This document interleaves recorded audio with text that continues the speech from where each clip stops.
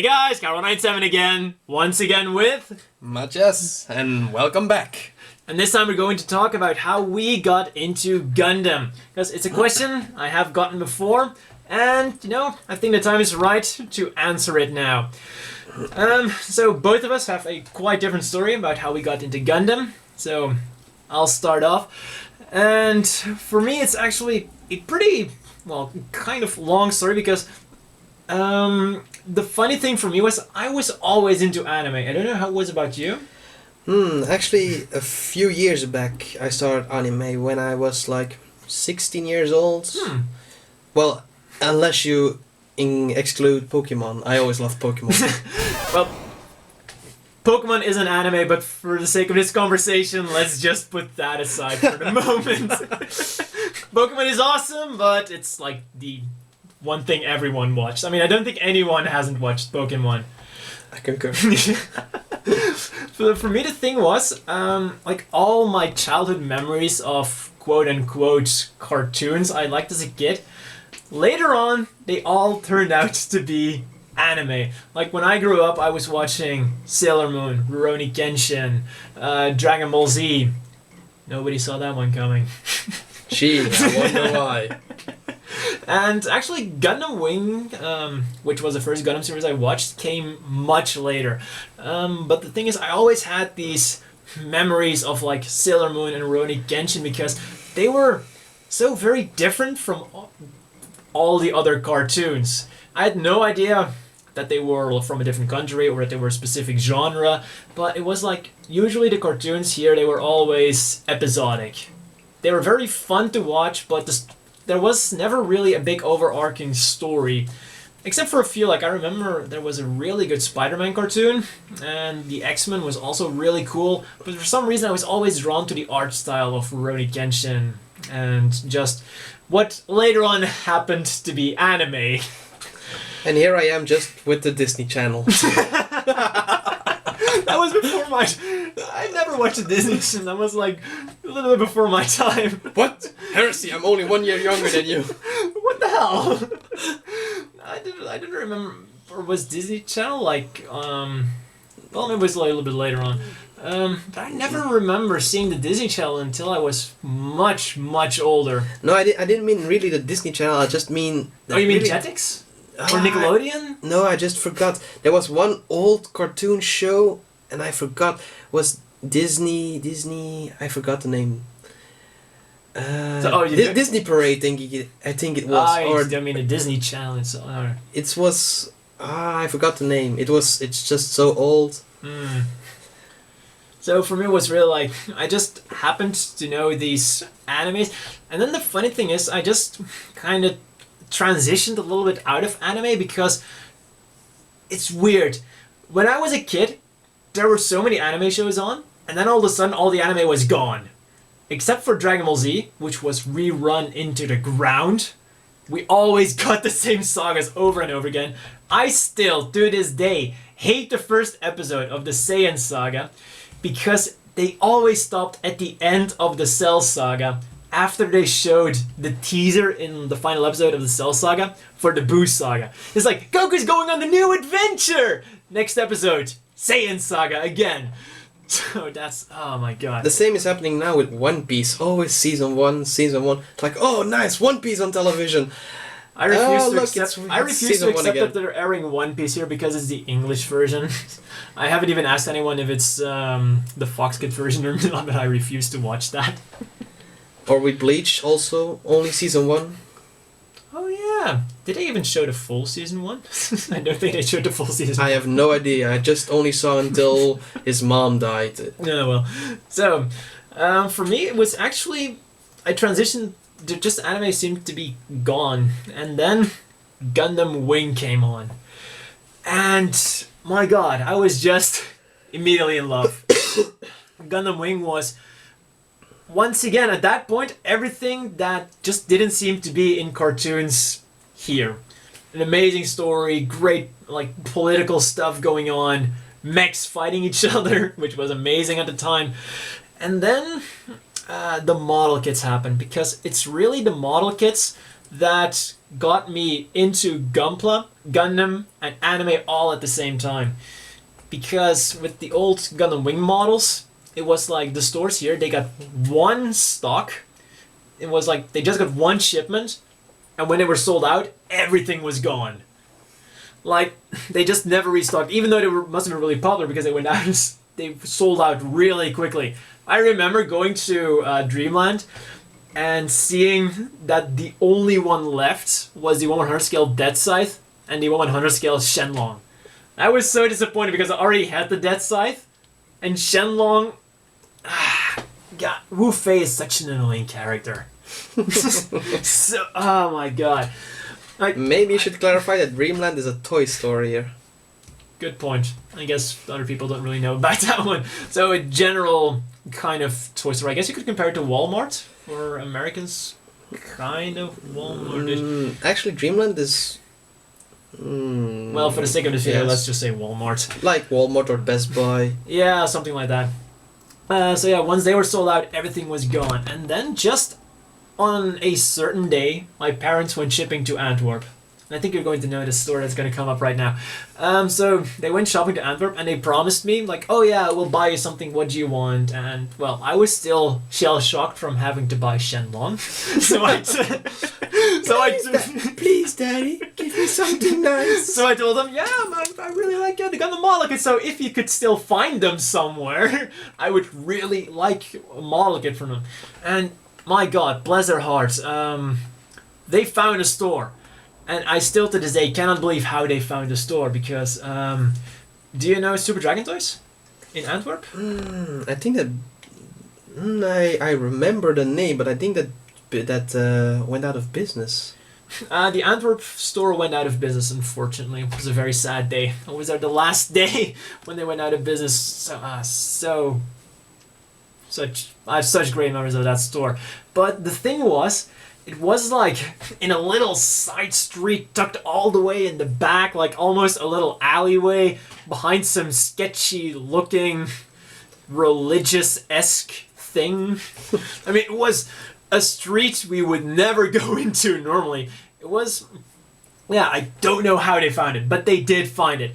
And then next time we went to Antwerp, I also went to the store. And my god, when they showed me that store, when I saw their display from the outside, it was like, whoa. And then I went in and it was like, oh my god. And so did Gakrab lost his virginity. Pretty much, yeah. One of the most important moments of my life. If my parents had never found that store, I really do wonder how things would have turned out. And it was just like, at that moment, not only did I find Gunpla, but I found all those old quote-unquote cartoons I liked as a kid, and also kind of when I started to know what anime was, because of course, back in these days, the internet wasn't a big thing. I couldn't just look up like, oh hey, what was Rurouni Kenshin? Because I didn't get internet until I was 12, which was 2004, which was the first time I got internet. And I think at the time of the story it was like around that age, so the internet was still growing. In his baby steps. Yeah, it wasn't nearly the internet we have today. Fortunately, I never had to deal with dial-up. Or maybe unfortunately, because, well, I didn't have anything. Oh. Oh. I'm happy that I grew up in this age. not a few decades sooner. Yeah, that would have sucked. No Gundam either, depending on how many decades you're going back. 1980s. There were still a few model kits. Well, not in Belgium, unfortunately. Yep.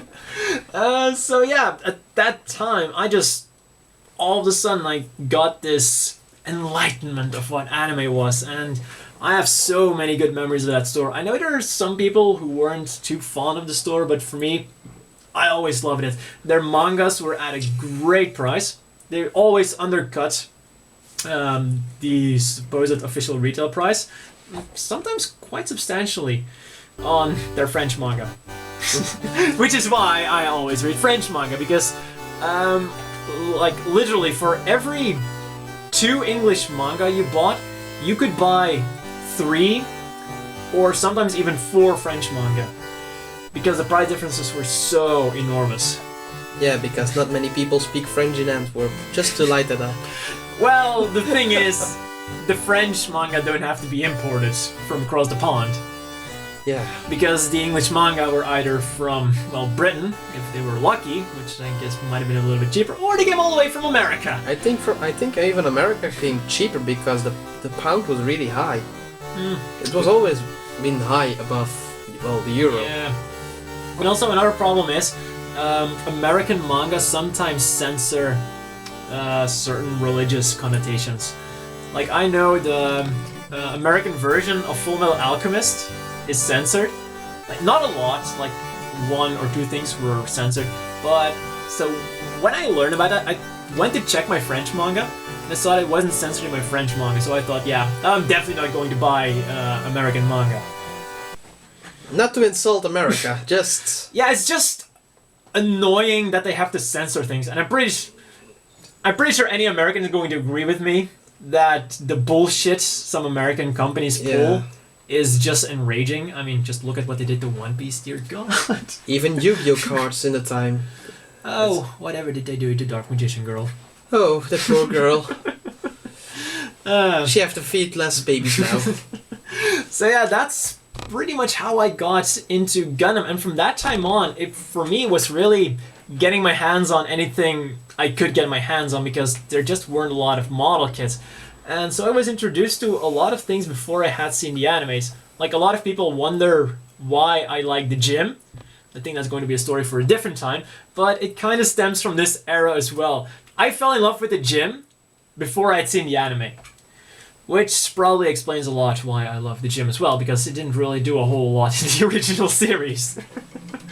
and you're complaining that I love that Wing Zero custom? Well, it didn't really do that much in the series either. It blew up a bunker. I'm going to kick your ass so hard when this movie's done.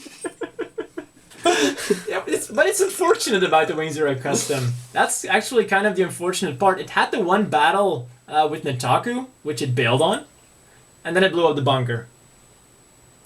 That's unfortunately most of the things it did. He did have a very badass moment in his Leo, though. So that's my part of the story, how I became a Gundam fan. I would say it's, in a way, a pretty standard story, because, well, I began with Gundam Wing, like pretty much everyone else from the Western Gunpla fans. The one thing that's kind of funny is that when I started doing Gunpla reviews, I noticed a lot of Gunpla reviewers were big fans of Transformers. But for me, I enjoyed watching one of the Transformers show, but I was never a giant fan of it. Same as me, I'm not a big fan of the old Transformers. Just, well, the new ones I like, but the old ones The only one I ever watched was Transformers Armada, just because it happened to be on TV. I have such a little memory of my childhood memories. Aww. But do you have a memory of how you became a Gundam fan? Me? Just simple. Well, after I got my Japanese girlfriend and I visited her in Japan, her brother was a big fan, well, is still a big fan of Gunpla. Please cut this out. just keep rolling, keep rolling. We're going good. Oh dear Lord. Well, I just started with Wing Zero Custom because my girlfriend got a master grade from the Endless Walls version, and I just loved how it looked, and I just loved just the plastic. I got a new hobby just before I went into Gunpla. It's called Warhammer, which is basically the same thing, just modeling. And when I saw Gunpla, I thought, this looks nice, and such big figures, and the price. The price, even in Japan. I know the price of Warhammer. And yeah, the Warhammer is expensive. The store where I used to play Yu-Gi-Oh, the Warhammer there was ridiculously priced for such small figures, like 20 euros for 4 small figures. The price got dropped recently, but it's still expensive in comparison with Gunpla. Yeah. And I just loved how they looked, and especially the Wing Zero Custom. And before I knew it, my brother-in-law gave me the Master Grade Dead Side Hell Custom and the Master Grade Wing Zero Custom. And he just presented me, and I was so happy to have it. They're still not built, unfortunately, because I'm really want to take my time building those. I really want to paint those and, well, make him proud actually to gave it to me. That's pretty cool. So really, someone else got you into Gundam. Actually, yes. My girlfriend's brother. Quite a different story you got there, man.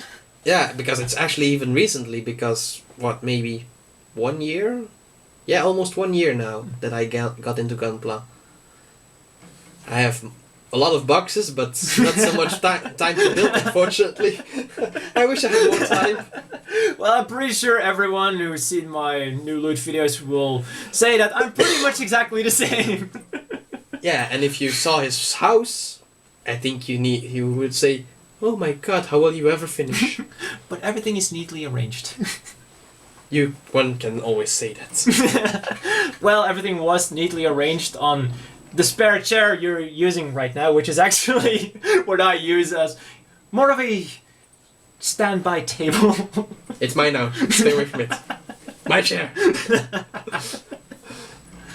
Yeah, but it's like quite a difference in the stories. Like for me, Gunpla, the thing with Gundam for me, it was always a very, well, I wouldn't say lonely, but a very solitary hobby because, well, like back in the day, no internet, and for a long time, I always felt like I was like the only one in all of Belgium who was a Gundam fan. So for really the longest time, I never had anyone to share this hobby with. So it's really funny how things have changed, haven't they? Yeah, really, because actually, until a year ago, I didn't even know Gunpla existed.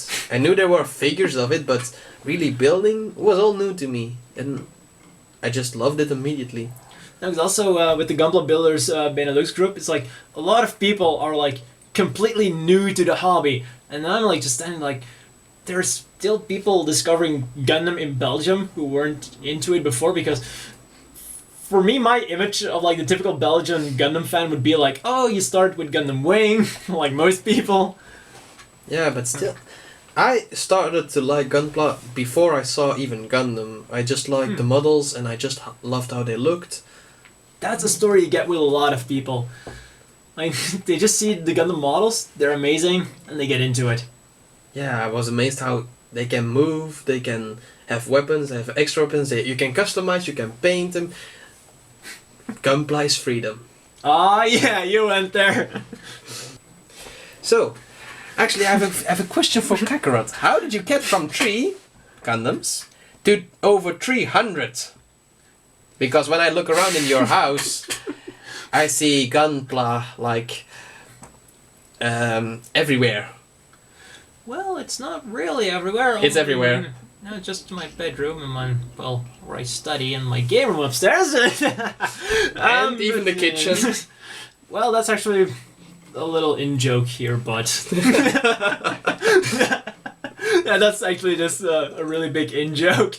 But so, how I got into more Gundam. So, like I said, for me, Gundam in Belgium, it was always very...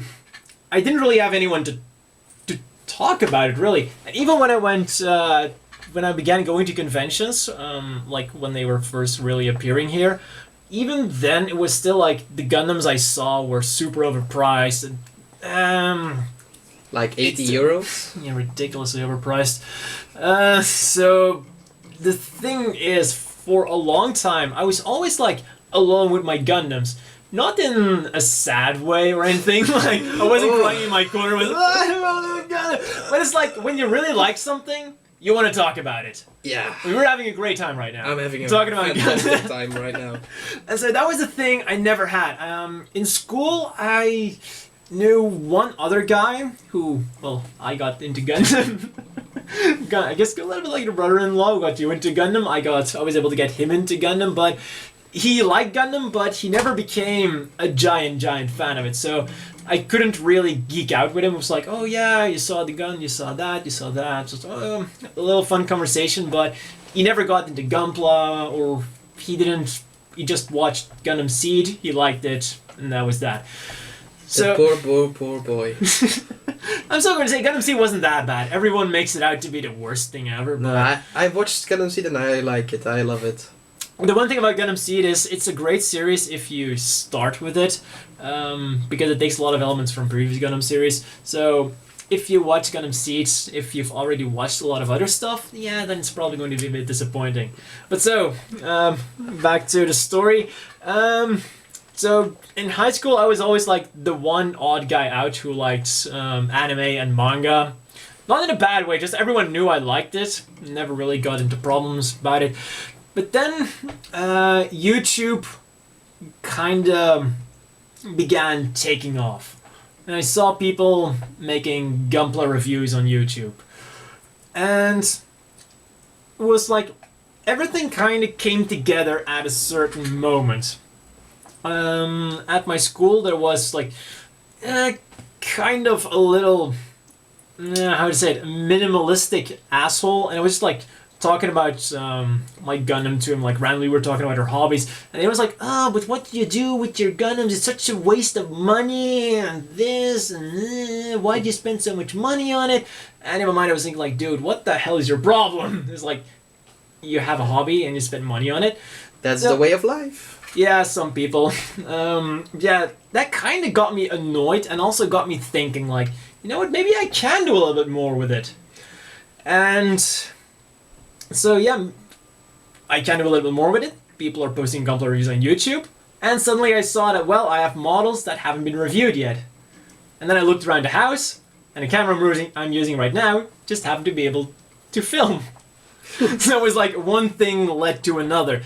And at the moment I started doing reviews, I already had quite a collection, but it's like the one thing I always say, this isn't a collection that I got in 1 year or 2 years. I didn't get, like over 300 Gunpla. I counted them a long time ago. So the thing is, you don't get a huge collection like this in just a year by buying up everything you want. It's always like, you gotta keep in mind, I got into Gundam and Gunpla when I was like 10 or something. And it's almost 14 years. Yeah, now. I'm 24 now, so it's a collection that's been a long time in the making. So I've had a long time to become a really big fan of this stuff. And when I started taking it really seriously was, I think, when I became like 14, 16, that's when things became bigger. Because then the internet also became bigger. I became better at using the internet. And, well, though my parents got a credit card, thanks to which I could also afford things from the internet. Which was a huge help, because kids here were just ridiculously overpriced. Yeah, as we've already said. When we go... Now there's one, deliverer. I've already mentioned him on the show, so... yeah. Yeah. Okay. Now we have one, and he has decent price. He has good price.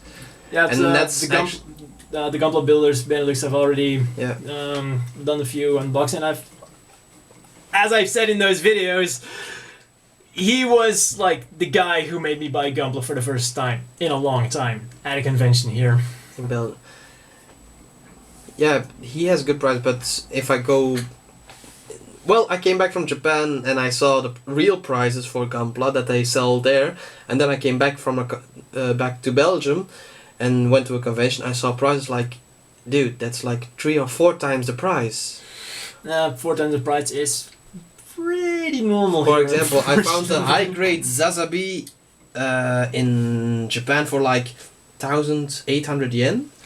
But I think that's also one of the big reasons why Gunpla was such a big problem here. It's you could only buy them from places that were ridiculously expensive. Like even Super Dragon Toys I mentioned in the beginning of the video. I love that store to death because their mangas were cheap. Their Gunplas were horribly overpriced. I got the no-grade Aegis, 144 scale. You build any of the no-grade Gundam Seed models? No, because you said I don't want to buy those. Indeed. Just think about your RX-78-2 you just showed us. That you showed in the previous video. That kind of quality Retails for 300 yen in Japan. I paid that one, yeah. I paid a ridiculous 20 euros for that. 20 euros, just let that sink in. And it wasn't even as detailed as that thing. One color, all pink. So yeah, that was absolutely ridiculous. And that was like, if that was the only Gunpla I'd ever gotten, I would have gotten out of the hobby a long time ago. I wouldn't have even begun with the hobby. It's like, it would have been way too expensive. But so yeah. And actually, what's with all the gyms? What's the big idea? Well, like I said in the beginning, that's a story for another time.